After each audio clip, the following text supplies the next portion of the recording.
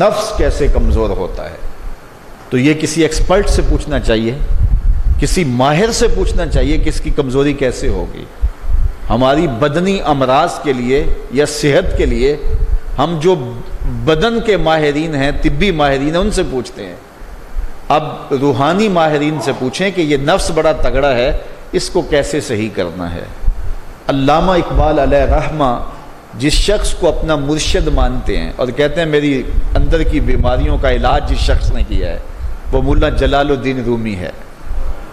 تو جلال الدین رومی ایک معالج کا پتہ دیتے ہیں۔ بعض اوقات ہمیں کوئی مسئلہ ہوتا ہے تو ہم کسی اپنے ڈاکٹر دوست سے پوچھتے ہیں کہ یار آپ کی نظر میں کون سا اچھا ڈاکٹر ہے جو ہمارے اس مرض کے لیے ہو، کہ ڈاکٹر آگے جس ڈاکٹر کا پتہ بتائے گا پھر وہ باکمال ہی ہوگا نا۔ تو عام آدمی تو ہو سکتا ہے کسی عطائی کا پتہ بتا دے، وہ کہتا ہے مجھے فلاں جگہ سے دم کروایا، مجھے اس سے آرام آ گیا، تو ہم دم کروانے بھاگ جائیں گے۔ یہ ایسے ہی ہوتا ہے نا کہ لوگ وقت ضائع کر دیتے ہیں ان چکروں کے اندر اور بیماری کے منہ میں، وقتی طور پہ تھوڑا سا نفسیاتی طور پہ وہ ٹھنڈے ہو جاتے ہیں۔ جب انہیں کوئی دم شم ہو جاتا ہے تو وہ کہتے ہیں نہ میں ٹھیک ہوں، لیکن بیماری اندر پھیلتی رہتی ہے، وہ ڈاکٹر کے پاس جاتے نہیں پراپر، اور پھر بیماری اتنی پھیل جاتی ہے پھر علاج نہیں ہوتا۔ تو جب وہ تھوڑا سا ان کو ریلیف ملتا ہے ان کے نفسیات کی وجہ سے، تو وہ شور کرنے لگ جاتے ہیں میں بڑا بہتر ہو گیا ہوں، اور عورتیں کہتی ہیں نہیں پہنا میں تو ٹھیک ہی ہو گئی ہوں۔ تو وہ نتیجہ کیا ہوتا ہے کہ بیماریاں پھیلتی ہیں اور باقی لوگ بھی اس طرح چل پڑتے ہیں، تو یہ ایک عجیب رنگ اور عجیب ڈھنگ ہوتا ہے۔ تو یہ بات ذہن میں رکھیں کہ جب کسی بھی بیماری کے حوالے سے ماہر سے پوچھا جائے تو وہ صحیح مشورہ دے گا۔ عام آدمی اپنے انداز سے بات کرتے ہیں، تو کسی ڈاکٹر سے پوچھیں کہ جناب اس شعبے کا ڈاکٹر کیا، تو وہ صحیح ڈاکٹر بتائے گا۔ اب ماہر سے پوچھا گیا، ماہر بھی کون ہے؟ جس کو اقبال نے بھی اپنا مرشد مانا، اور اقبال نے جس کو اپنا مرشد مانا وہ مرشد ہی ہوگا نا۔ اللہ اکبر۔ تو وہ اقبال فرماتے ہیں ایک مرشد کا پتہ دیتے ہیں علامہ رومی کا، اور رومی آگے ایک مرشد کا پتہ دیتے ہیں۔ ہفت شہر عشق را عطار گشت ما ہنوز اندر خمیں یک کوچام۔ شیخ فرید الدین عطار کے بارے میں حضرت رومی کہتے ہیں کہ یہ وہ شخص ہے کہ جو عشق کے ساتوں شہر گھوم چکا ہے، اور حضرت رومی کہتے ہیں کہ میں پہلے شہر کی پہلی گلی کے کونے پہ کھڑا ہوں۔ اب شیخ فرید الدین کس مرتبے کے شخص ہیں؟ تو ان سے پوچھئے کہ آپ ماہر ہیں، اقبال کا مرشد بھی آپ کی دہلیز پہ کھڑا ہے، تو آپ بتائیے یہ نفس کا علاج کیا ہو؟ تو شیخ فرید الدین فرماتے ہیں آؤ میں تمہیں بتاؤں اس نفس کا علاج کیسے کرنا ہے، چونکہ یہ نفس کا علاج ان لوگوں کے پاس ہے۔ باج فقیراں کسے نہیں ماریا، باہو ظالم چور اندر دا ہو، یہ ان لوگوں کا ہی کام ہے کہ اس کا علاج کریں۔ تو شیخ فرید الدین فرماتے ہیں نفس نتواں کش اللہ باسے چیز بات گوئم یادگیرش اے عزیز۔ نفس نہیں مرتا، لیکن اگر تیرے پاس 3 اسلحے موجود ہیں تو پھر اس کو قابو کرنا مشکل بھی نہیں ہے۔